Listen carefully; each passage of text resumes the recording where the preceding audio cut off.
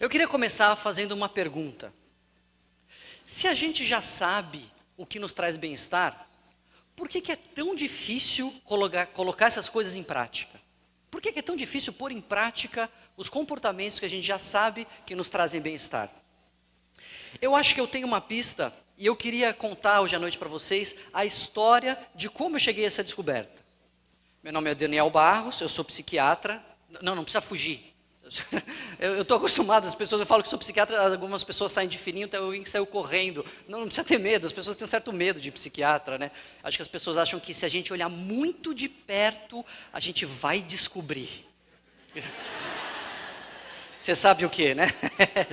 Eu não sei, porque eu não estou aqui para descobrir, tá? Eu não estou aqui trabalhando. Pode voltar, fica à vontade, não estou trabalhando. Mas também não vem depois, do final da palestra, pedir aquela receitinha de Rivotril. Tá? Eu sei que você pensou, né? Falou que ia ter um psiquiatra aqui, o olho já brilhou. Eu vou pegar essa minha pílula. Não, hoje a gente está aqui para falar de outras pílulas de bem-estar. Esse bullying que a gente sofre, porque o psiquiatra é um médico que sofre bullying, e esse bullying que a gente sofre, por outro lado, até nos protege. As pessoas não tentam filar a consulta. Sabe aquela coisa de dar uma olhadinha? Com psiquiatra não tem muito isso, as pessoas têm um receio, né, como eu estava dizendo.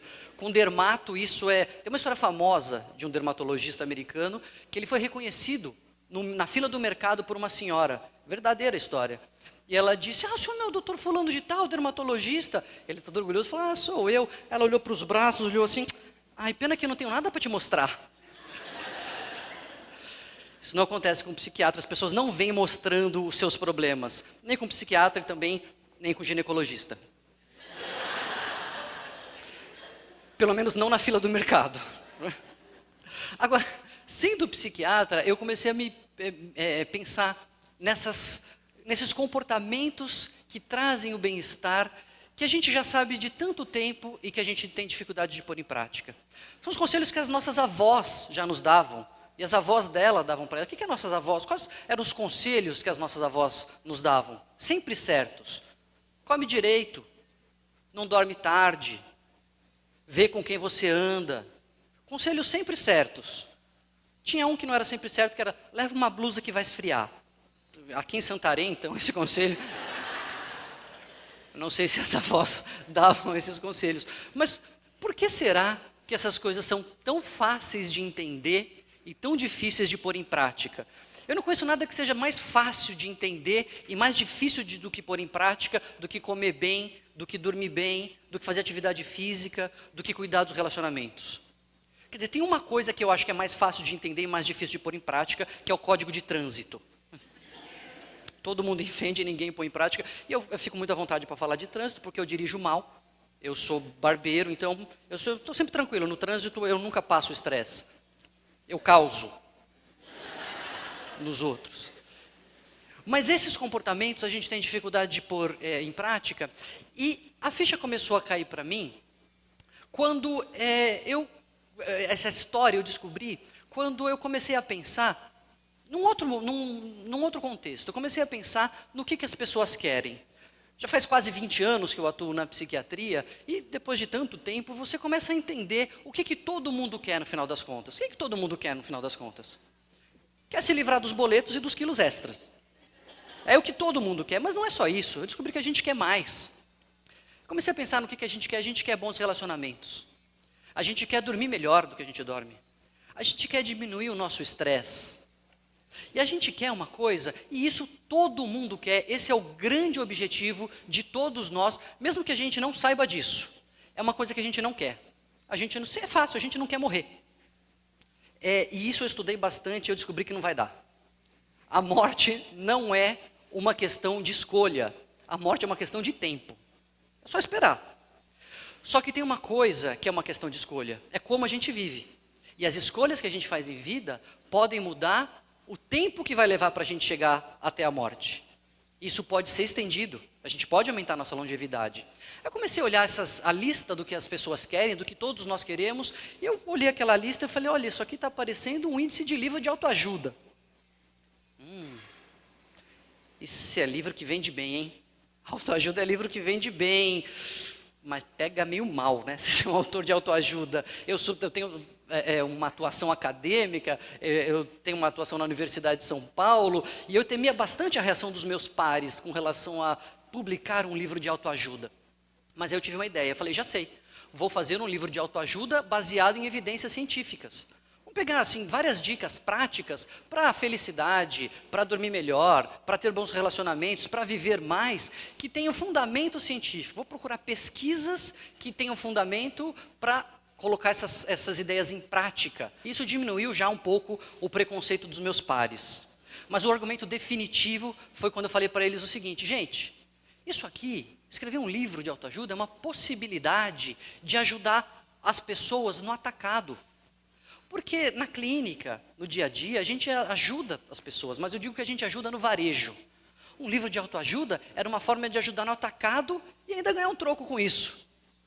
Falei, olha, esse foi o argumento definitivo. Se é para ajudar no atacado e ainda ganhar um troco com isso, ou eu escrevo esse livro ou eu entro para a política. Pelo amor de Deus, Daniel, escreve logo esse livro.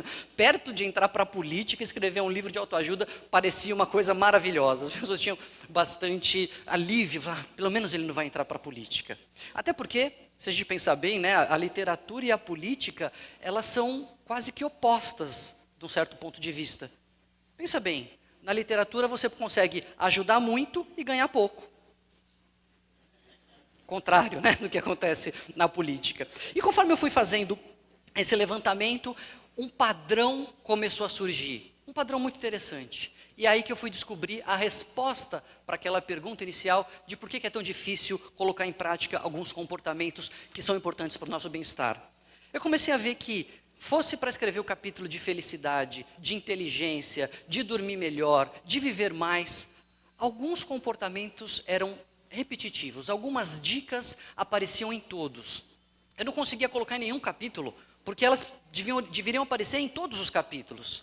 E eu fui conversando com a minha esposa sobre isso, e o livro chama Pílulas de Bem-Estar, então essas a gente colocou fora, na conclusão, como se fossem as pílulas mágicas, as 4 pílulas mágicas, que servem para viver mais, que servem para ficar mais feliz, que servem para comer melhor, que servem para se relacionar bem. E quais são elas?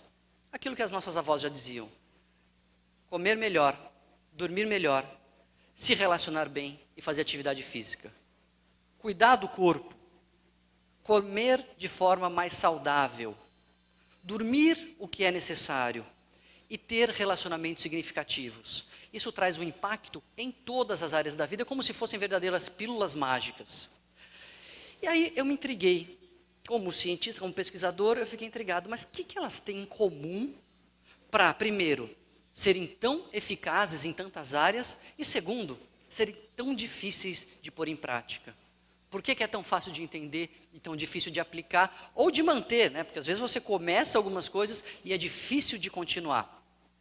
E a ideia que me veio, que eu acho que é a resposta e que a gente pode ajudar ao nosso favor, vem do descompasso, do desencontro que existe entre o projeto original do ser humano e a forma como que a gente vive hoje.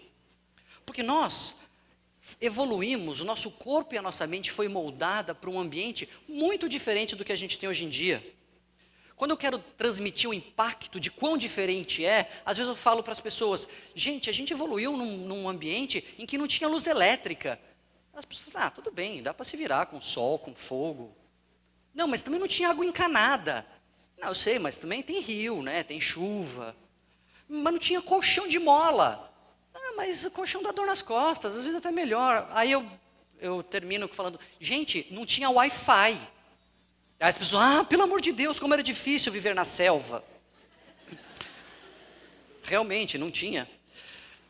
E esse descompasso entre os impulsos e a programação do nosso corpo e aquele ambiente que a gente vive hoje é a origem dessa dificuldade que a gente tem em colocar esses comportamentos em prática e, ao mesmo tempo, da eficácia deles quando a gente consegue fazer. Vamos pegar o exemplo da comida.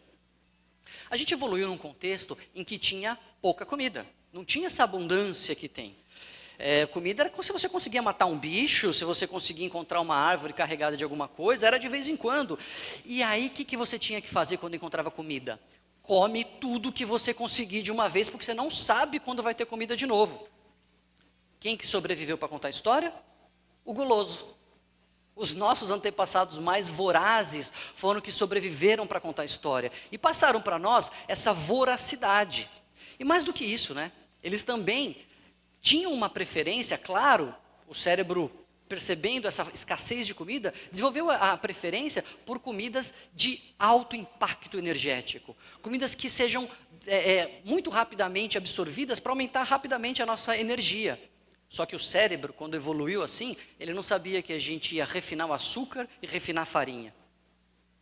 Então hoje nós somos pessoas vorazes, com predileção por alimentos refinados, né, que são rapidamente absorvidos e sobem muito a glicemia, num contexto em que a gente tem mercado 24 horas, geladeira cheia, delivery de coxinha, delivery de brigadeiro. E quem já tentou resistir a um docinho de festa de criança, sabe como o cérebro tem essa vontade de comer essa coisa, né? Festa ruim é fácil. Festa ruim de criança, buffet fechado, música alta, apertado, pouca comida, o garçom passa correndo, quer docinho, quer docinho, quer docinho. Se você quiser, você tem que correr atrás dele, né? Como nos antepassados, caçadores-coletores, você tem que caçar o brigadeiro para comer nas festas ruins. Mas aí é fácil resistir. Mas na festa boa, o garçom para na sua frente com a bandeja. Quindim, brigadeiro, beijinho. Ele fala, quer? Não, obrigado. Já começa a salivar. Mas eu não quero, eu vou resistir. Não, mas está gostoso, eu já experimentei esse aqui. Ele aponta. E você começa, não, obrigado. Aí o garçom faz o seguinte, ele pega um pratinho, eu vou deixar aqui, só caso o senhor tenha vontade. Vontade eu já estou, pelo amor de Deus. Eu só não quero, e é difícil resistir. Porque o nosso organismo quer muita energia muito rápido, só que o nosso corpo não está preparado para lidar com essa sobrecarga de glicemia subindo muito rápido. Então, isso é um grande desrespeito para a nossa natureza. Comer vegetais, menos açúcar, menos farinha, mais comidas naturais, é respeitar a nossa natureza. A mesma coisa acontece com o sono. No começo não tinha nem fogo domesticado, e o sol se punha e a gente ia dormir. Daí, dominamos o fogo, já fomos dormir mais tarde. Depois veio a luz elétrica, rádio, TV, aí foi ficando cada vez mais complicado dormir cedo. Até que alguém inventou o YouTube, e a gente desencanou de vez. Não vou dormir mais. Só mais uma palestra do TED, só mais uma, amanhã eu desconto, e a gente nunca desconta. E essa conta chega para nós. E a gente não dorme bem, e aí o nosso organismo vai sendo desgastado, a gente não dorme o suficiente, a gente engorda, inclusive. A maioria das pessoas que sente que não dorme o suficiente é por causa do seu próprio comportamento de procrastinação da hora de dormir. O famoso enrolar para ir para a cama. Já deu para entender por que é tão difícil também fazer atividade física? O nosso organismo, que não tinha muita energia, ele nos dotou de um impulso de guardar o máximo de energia possível. Então fica paradinho o tempo todo que você conseguir. Mas a gente era obrigado a sair correndo, caçar, matar bicho, fugir de bicho, construir abrigo. Então a gente era obrigado a fazer atividade física. A gente tinha de um lado o impulso de guardar energia e de outro lado a força, a obrigação de se levantar e se mexer. O que a gente fez com a tecnologia? Hoje a gente respeita religiosamente metade desses impulsos. A gente, com a tecnologia, tirou toda a obrigação que a gente tem de se mexer e a gente fica paradinho o tempo todo, guardando o máximo de energia possível. E com a abundância de energia que tem hoje à nossa volta, com todos esses alimentos, o resultado só pode ser obesidade, só pode ir contra a nossa saúde e contra a nossa longevidade. Por falar em longevidade, esse que é a quarta pílula mágica, ela, numa palestra do TED, que é das mais vistas de todas, do nosso colega psiquiatra Robert Waldinger, ele provou que o que mais aumenta a longevidade e vários índices de bem-estar da nossa vida é a presença de relacionamentos significativos. Também faz todo sentido, na tribo, lá atrás, na selva, sem colchão de mola, sem shampoo anti-piolho, sem shampoo anti-caspa, era um pelo outro. Se você não catasse os piolhos das minhas costas, eu ia morrer de coceira. Eu te defendia, você dividia comigo os alimentos, eu catava os seus piolhos e você coçava a minha cabeça. Ficar isolado era se colocar em risco de morrer, ou de morrer de coceira. Você não ia conseguir se livrar dos seus piolhos. Então, a gente herdou um instinto de buscar o próximo. Por isso, o isolamento, ele é bastante contrário à nossa natureza. Então, foi isso que eu aprendi escrevendo um livro de autoajuda baseado em evidências científicas. Eu descobri por que é tão importante a gente seguir os conselhos das nossas avós.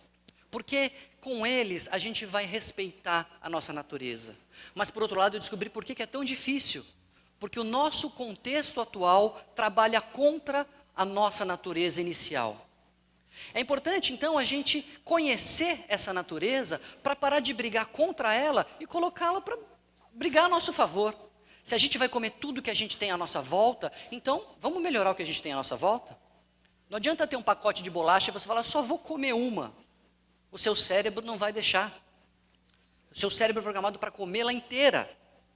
Se a gente não é obrigado a fazer atividade física, a gente tem a tendência de querer descansar, você vai ter que se obrigar. Não adianta esperar a vontade de fazer atividade física aparecer. Porque ela não vai aparecer e você vai passar a vida inteira esperando. Só que como a atividade física é importante para ter uma vida longa, você vai esperar pouco tempo. Vai morrer logo, sedentário, por não ter feito atividade física. E se o nosso contexto moderno, ele, por um lado, facilita que a gente esgarce os nossos vínculos sociais, por outro lado, as cidades nos trazem grandes possibilidades. ONGs, trabalho voluntário, igreja, clube. É importante não você estar sempre cercado de gente, mas é importante você saber que você tem alguém com quem você contar. Você tem um vínculo significativo.